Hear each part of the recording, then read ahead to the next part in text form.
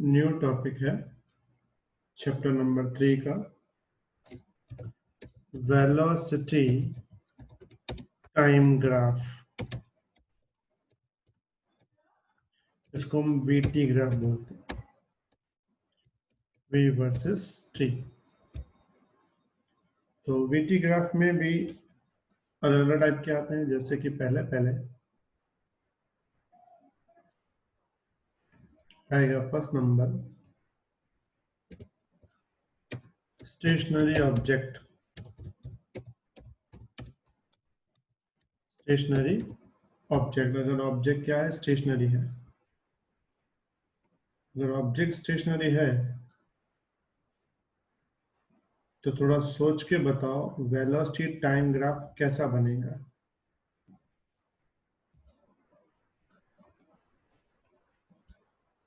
Straight horizontal line. Horizontal line कहाँ पे?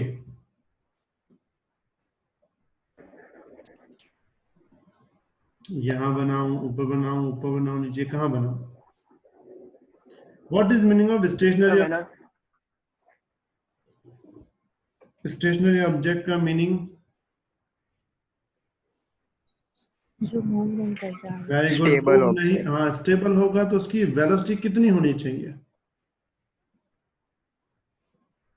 जो चीज जीरो, तो जीरो ग्राफ में यहाँ आता है तो वीट ग्राफ ऐसा बनेगा।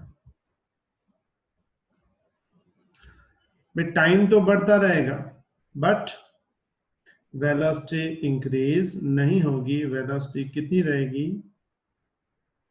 जीरो ही रहेगी। क्लियर? समझ में आई बात? Yes yes second, moving object with constant velocity. Constant velocity.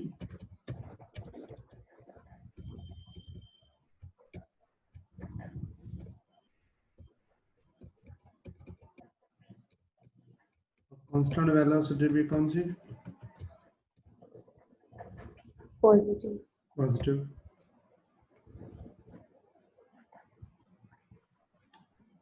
अब बताओ इसका ग्राफ कैसा आना चाहिए?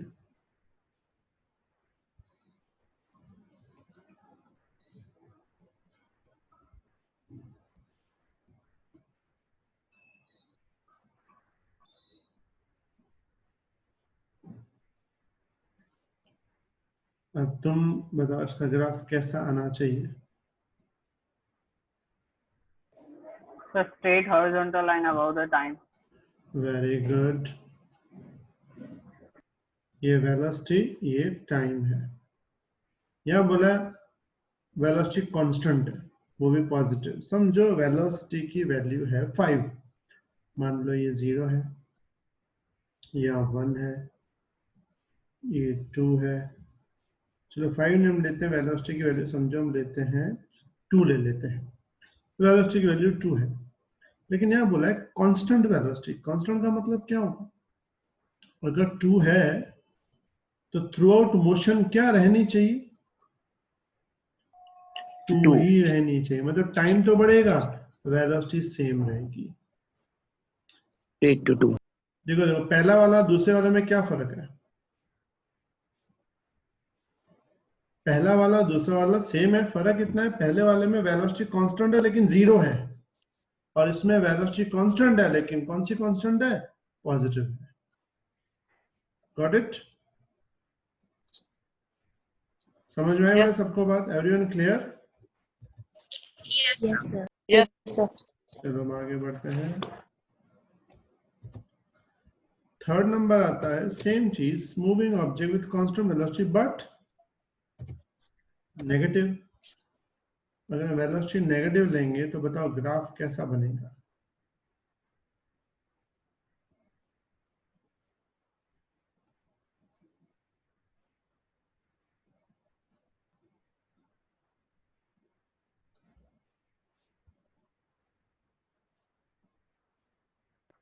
the horizontal line below the time axis. Very good.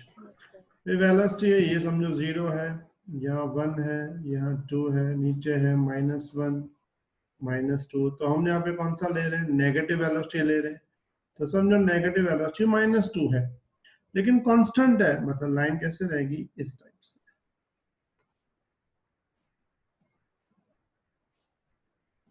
समझ में आई बात? Everyone clear? Yes, sir.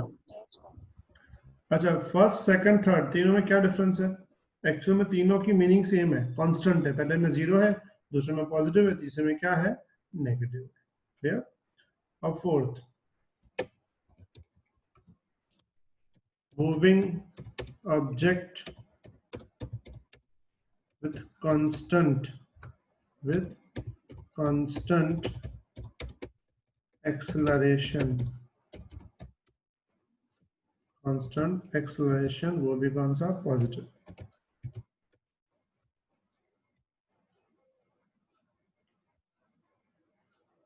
ऊपर ध्यान।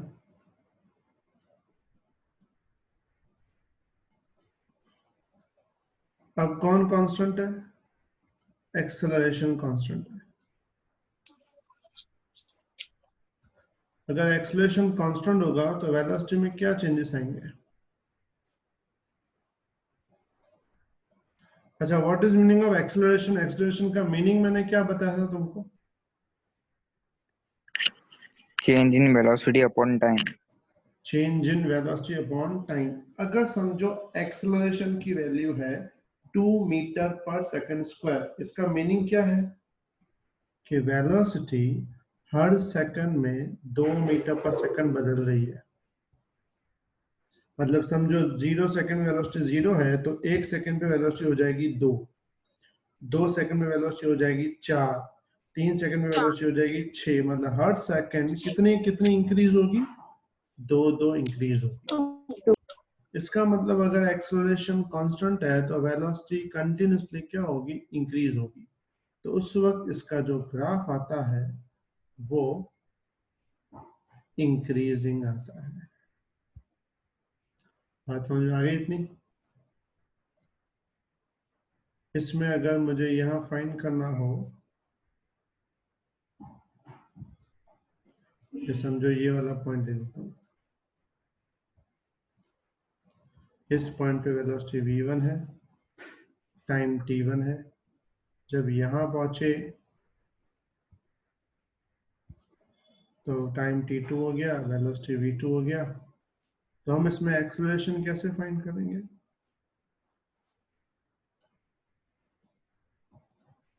t2 T2 minus समझ में आई बात? v2 minus v1 upon t2 minus t1। Got it? Yes, sir. अच्छा, एक और बात। Yes, sir. अब ये जो फोर्थ वाला है, इसमें सेम चीज आती है, खाली फर्क इतना होता है, ये जो पॉजिटिव है ना, इसकी जगह आता है negative. Find number, moving object with constant acceleration, with constant acceleration, negative acceleration. जब वेलोसिटी मतलब एक्सेलरेशन नेगेटिव होता है तो वेलोसिटी इंक्रीज नहीं होती, वेलोसिटी उस वक्त धीमे धीमे क्या होती है? डिक्रीज होती है। तो उस वक्त ये ग्राफ ऐसा बन जाता है।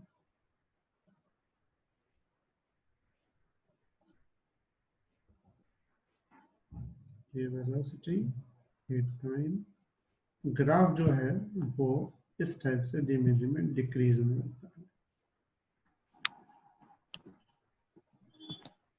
मतलब उस वक्त वैल्यू जो है कम होने लगती है। मतलब उस वक्त अगर मैं यहाँ फाइंड करूं और नीचे से, तो यहाँ मिलेगा v1, यहाँ मिलेगा t1। तो यहाँ फाइंड करूं तो यहाँ मिलेगा v2, यहाँ मिलेगा t2। तो एक्सेलरेशन तो वैसे ही फाइंड करेंगे, v2 minus v1 upon t2 minus t1। लेकिन ध्यान से अगर ग्राफ को देखो तो यहाँ v2 v1 से छोटा है। देखा ग्राफ में, v2 जो है v1 से छोटा है। अगर v2 v1 से छोटा आएगा तो इसका आंसर नेगेटिव हो जाएगा। समझ में आई बात? और ये जो ऊपर वाला था ना, इसमें 4th नंबर में, उसमें ध्यान से देखो V2 V1 से बड़ा है। अगर V2 V1 से बड़ा है तो ये पॉजिटिव आएगा, इसलिए इसमें एक्सप्रेशन पॉजिटिव होगा, इसमें एक्सप्रेशन क्या होगा? नेगेटिव होगा। समझ में आई बेटा बात? Yes, sir. किसी को डाउट? Yes, sir. ठीक है, एवरीवन क्लियर? तो अच्छे से पहले कंप्लीटली ये सारे ग्राफ देख लो और उसके बाद इन ग्राफ्स को xt के साथ कंपेयर करना। फिर से एक बार देख लो, v वर्सेस t का ग्राफ स्टेशनरी है तो x वर्सेस t का ग्राफ ऊपर लेवल पे आएगा। vt ग्राफ स्टेबल ऐसे जा रहा है स्टेशनरी तो xt ऊपर की तरफ जाएगा। vt नेगेटिव है तो xt नीचे जाएगा। vt अगर इंक्रीजिंग हो रहा है तो xt भी इंक्रीज होगा। पैराबोला ये हमने चारों लास्ट टाइम सीखे थे वही है। और ये अगर वेलोसिटी टाइम डिक्रीज हो रहा है तो xt डिक्रीज नहीं होगा, xt होगा तो इंक्रीज ही, बट स्लोली। ये रहेगा पैराबोला है, क्योंकि जब हम वेलोसिटी कम करते हैं हमारा डिस्टेंस पीछे नहीं जाता तो आगे ही है, स्लोली स्लोली। Everyone clear? यहां तक किसी को डाउट नहीं?